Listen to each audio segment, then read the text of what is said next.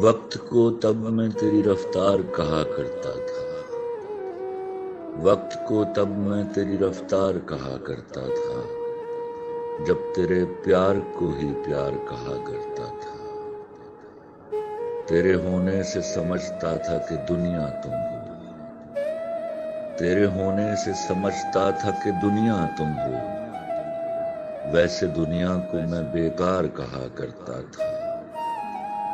तब मैं बिछड़े हुए लोगों पे भी हंस देता था। तब मैं बिछड़े हुए लोगों पे भी हंस देता था। तब मैं उनको भी गुनहगार कहा करता था। तुमसे बिछड़ा हूं तो रोया हूं वगरना कल तक।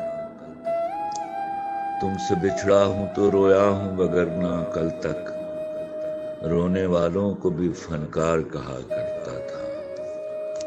हम शक्ल है या वही है मेरा दुश्मन देखो। हम शक्ल है या वही है मेरा दुश्मन देखो। ऐसे एक शख्स को मैं यार कहा करता था।